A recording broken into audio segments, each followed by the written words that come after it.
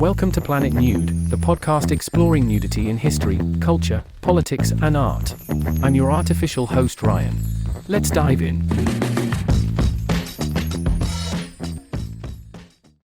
Beauty Duty. An essay unpacking the silent gender scripts woven into nudist norms. By M.M. Tonight, beauty made me cry, but not in the poetic way of being moved to tears. Beauty rubbed salt in old, raw wounds that are an initiation rite for the vast majority of women. The instigator of Salt was an article on Chinese women defying their beauty culture. These women are getting buzz cuts in a culture that values long hair, rejecting high heels, diets, makeup and other norms, risking abuse and censorship. Fairly, they point out that to stay beautiful, you need to invest time, money, and energy, and men are free of this. The diet culture is so severe that an A4 challenge that has gone viral involves holding up a sheet of paper to see if the woman standing behind it will disappear at the waist, requiring her to be smaller than a piece of paper 8.3 wide. It's not just China. In Japan, women fight against workplace dress codes requiring them to wear high heels. Last year, Iranian women cut their hair. In North America, the pressure to look like things women are not from the reversal of the Kardashian-inspired BBL, Barbie Botox, and Snapchat dysmorphia mark similar pressures from a different kind of culture. Routinely naked women. 3 decades ago, Naomi Wolf wrote The Beauty Myth, subtitled, How Images of Beauty Are Used Against Women. She heavily deconstructs the impact of the pressure to conform to unrealistic social standards of physical beauty, stating plainly that the beauty myth is always actually prescribing behavior and not appearance. For a naturist audience, I find the following quote, also from Wolf, to be relevant. To live in a culture in which women are routinely naked where men aren't is to learn inequality in little ways all day long. Routinely naked women show up everywhere in Western culture. The naked torso of a woman in a magazine ad. The stripped victim of a crime show. The backup singers to any famous star. A 2018 analysis of 1,100 popular films found that 25% of women had roles with some nudity in them versus 10% of men. I won't get into the degradation of women's bodies in other types of media. In their nakedness, women learn their inequality. They learn their bodies are made to sell things. That they are symbols of victimhood or wantonness or background entertainment. This is one mirror that is held up for women from a young age. The other mirror is their beauty duty and all the pressures that come with it. Unpaid work. Naturist communities both know and don't know this. There is a forgetting that happens as time is spent in a naturist community, a forgetting that these violations are both real and inescapable in the textile world.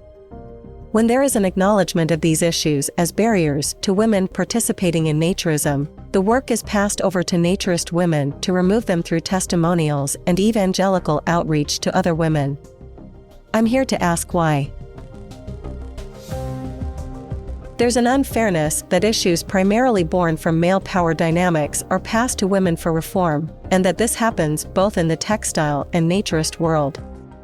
My current hypothesis is that if naturist websites contain the same amount of space dedicated to educating men as it does on women's testimonials, things would shift with more speed. Women take on a lot of things we don't own. Over 75% of unpaid work is done by women. Not only does this seem to add to that bucket, it doesn't make sense that the smaller population segment is charged with recruiting the biggest potential new base. Female perspective. Many articles I've read on naturism have an absence of female perspective. Often, it's because not all voices may have been at the table to shape the past narrative. A topic that I haven't often seen a focused reflection on is the emotional journey of a new naturist. There are sprinkles of it through first-time stories that indicate curiosity, nervousness, leaps of faith, etc. as transitory emotions, but most of the men I've read and spoken with reference freedom as a key emotional state. Women differ here, because of the world we live in. A woman's first key emotional state, should everything go right, will be safety. Once safety is achieved, then maybe she will reflect on acceptance and, yes, maybe even beauty, if that's something she would like to claim for herself. Freedom will hopefully follow. This reflection on emotional states is important for me to share so that the men reading understand the pointedness in what I have written. This article is not to criticize, but to begin developing your own awareness so that you can be part of creating safety. Action and initiation. I would never talk to a woman who wasn't a naturist and try to persuade her that she did not have things to worry about in nudity, especially if she had not experienced it before. I would talk to her and show that I understood the things that worried her, so that she could begin to trust that my words and experiences fit within hers. This can't happen if you don't seek to educate yourself so you can feel empathy about lived experiences, elevating awareness to an action. Naomi Wolf, referenced here, has flaws, but some of her books are powerful, so are many others that I'm sure you can find with a bit of research. Take the time to educate yourself in order to have the conversations about beauty duty and other pressures. I'm sure that men also have barriers related to their own bodies, and my observation is that young men today feel more pressure in that regard. I look forward to reading those reflections in their own writings. These observations I have shared are initiation for many women. They are old wounds, and they are new wounds, and deserve to be seen as much as our bodies do. Don't pretend they're not there. Nakedness does have more sides than beauty. Perhaps the new duty could be to our wholeness as humans. It doesn't have to be the way it always has been. We hope you're enjoying Planet Nude. If so, please consider a paid subscription. Your membership comes with exclusive content and supports our work. Subscribe at www.planetnude.co.